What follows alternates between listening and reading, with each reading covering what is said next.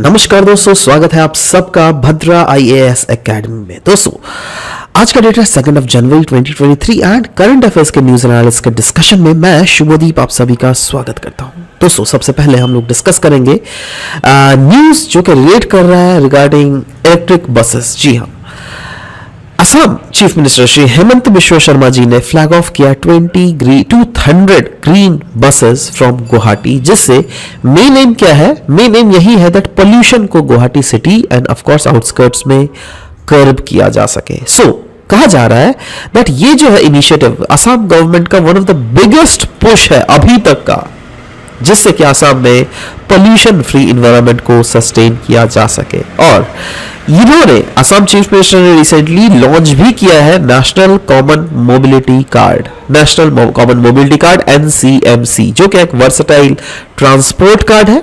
और ये card introduce तो वैसे किया गया था ministry of housing and urban affairs के द्वारा, बट साथ ही साथ इस कार्ड के जो स्पेसिफिकेशंस है वो हमको समझने पड़ेंगे दैट ये एक वन स्टॉप सोल्यूशन है जो क्या फैसिलिटेट करता है पेमेंट्स को of travel fares, toll taxes and retail purchases, और साथ ही साथ कैश विड्रॉल को भी अलाउ करता है।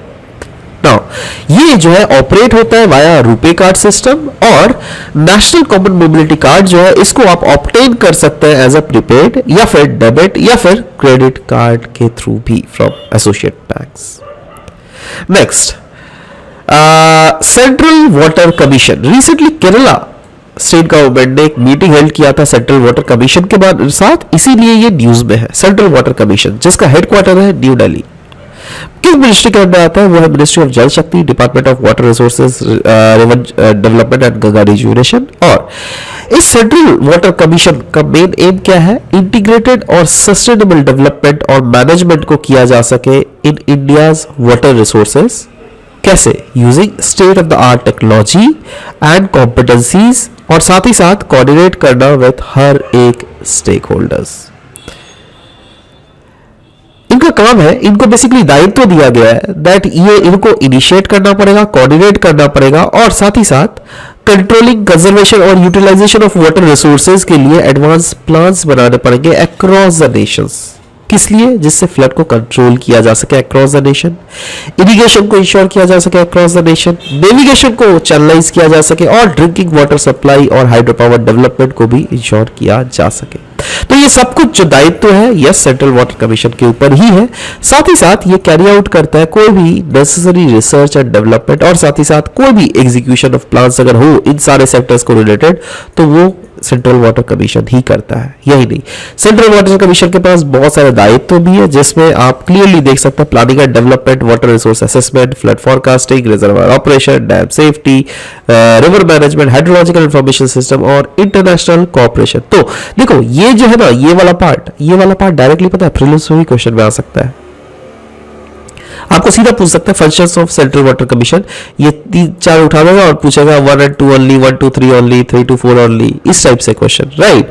सो याद रखना दैट इन सब चीजों को भी आप थोड़ा दिमाग में रखो जरूर। नेक्स्ट, इंडिया रशिया रिलेशंस के बारे में हम लोग डिस्कस करेंगे। क्यों? क्योंकि recently external affair ministry Shri S Jaishankar ji ने रशिया को विजिट किया था, और कहा जा रहा है दैट ये काफी ज्यादा एक सिग्निफिकेंट मूव है इंडिया रशिया टाइज को इनहांस करने के लिए।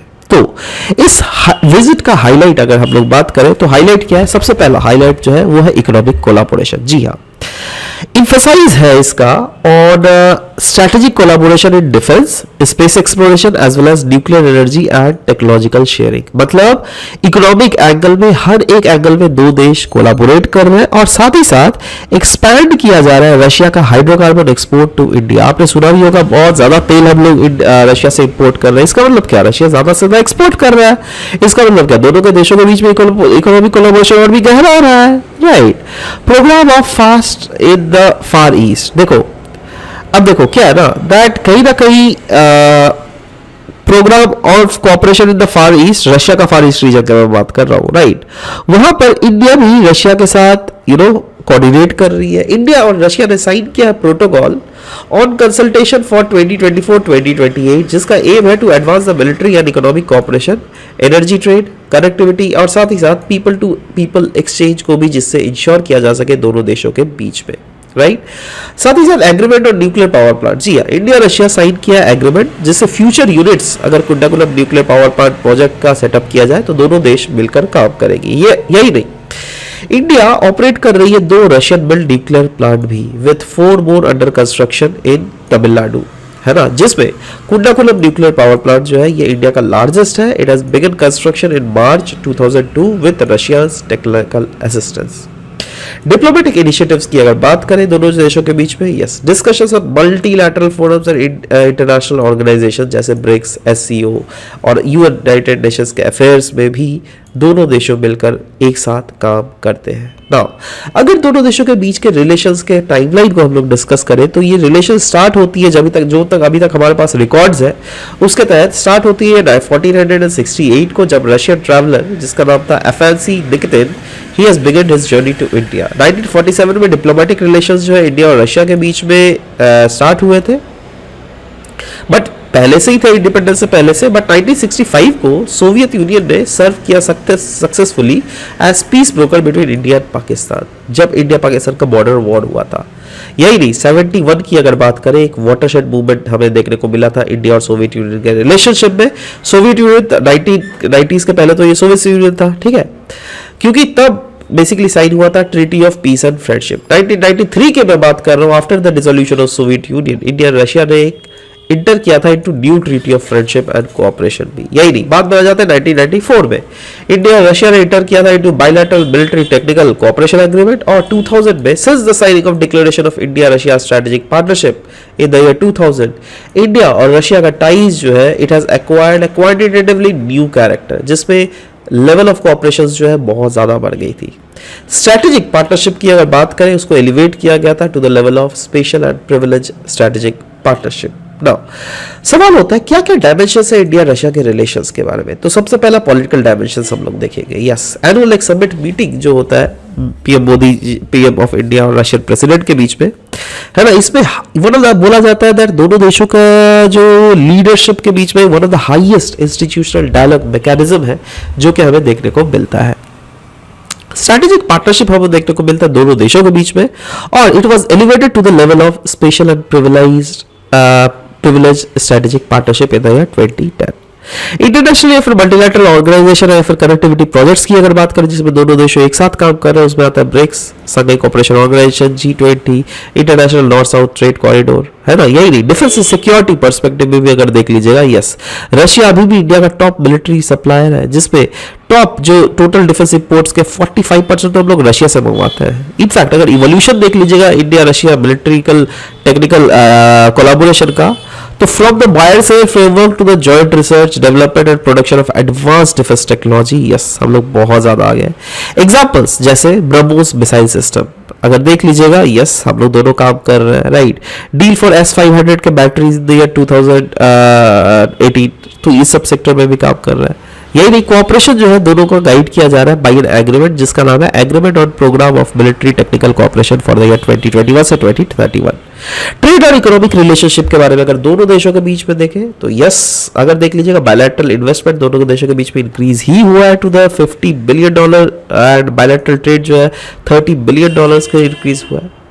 बायलैटरल इन्वेस्टमेंट ने सरपास कर दिया है प्रीवियस स्टेजेस जो भी पहले एग्जिस्ट करते थे। न्यूक्लियर एनर्जी के सेक्टर में अगर बात बोला, जब मैं पहले बोला कुंदाकुलम न्यूक्लियर पावर प्लांट जो है वो इंडिया में रशिया कॉर्पोरेशन के थ्रू ही बिल्डअप हो रहा है। स्पेस के सेक्टर में भी हम लोग काफी ज्यादा कॉपरेट कर रहे हैं, है ना।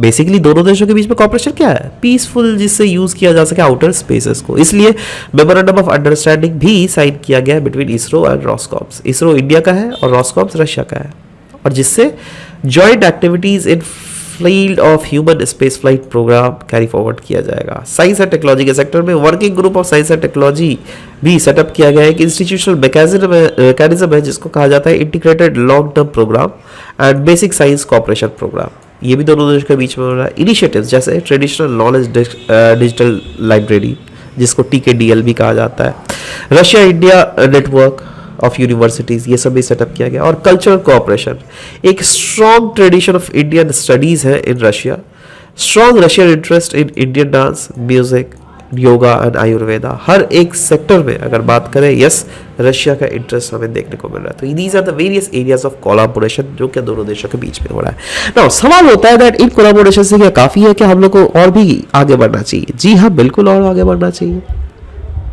इनफैक्ट हमें अपना स्ट्रेंथ, इंडिया को अपना स्ट्रेंथ को रीबिल्ड करना चाहिए on common concerns with Russians. जैसे चाइना एक बहुत बड़ा कंसर्न है। अब देखो इंडिया रशिया का रिलेशन अच्छा है, रशिया चाइना का रिलेशन अच्छा है, तो रशिया का क्या काम है दैट जो भी इन दोनों के बीच में, इंडिया चाइना के बीच में डिफ्यूज है उसको सॉल्व कर सके, राइट? तो वही बोला है, both India and Russia have identified their strength and common concerns, जैसे developing joint products in the third country, है ना? जैसे आपको पता है बांग्लादेश का जो रूपुर न्यूक्लियर पावर प्लांट है उसमें भी इंडिया रशिया एक साथ आ रही है। India need to deepen scientific and technological relations with Russia. जी हाँ, इनफैक्ट इंडिया जो है कहा जा रहा है it can use some of the creative means जिससे रशिया इंडिया चाइना का अलायंस को और बिल्डअप किया जा सके। India needs to balance relationship between Russia China and US, क्योंकि देखो अनडाउटेडली हमारा फॉरेन पॉलिसी क्या है, it is guided by the policy of mutual respect and mutual benefits, right? तो हमें रशिया से भी बेनिफिट हो रहा है, हमें चाइना से भी जहां तक बेनिफिट कर ले सकते हैं तो बिल्कुल लेंगे, और यूएसए से तो खैर हम लोग लेंगे ही, राइट? तो हम अपना स्ट्रेटेजिक बेनिफिट्स के लिए ही हम लोग को सोचना चाहिए, और वैसे ही दुनिया का जियोपॉलिटिक्स भी चलता है। Anyways, this was all about the discussion that we had for this very session. मिलते हैं नेक्स्ट सेशन में। Till then bye bye, take care, thank you for listening to the whole video, thank you very much.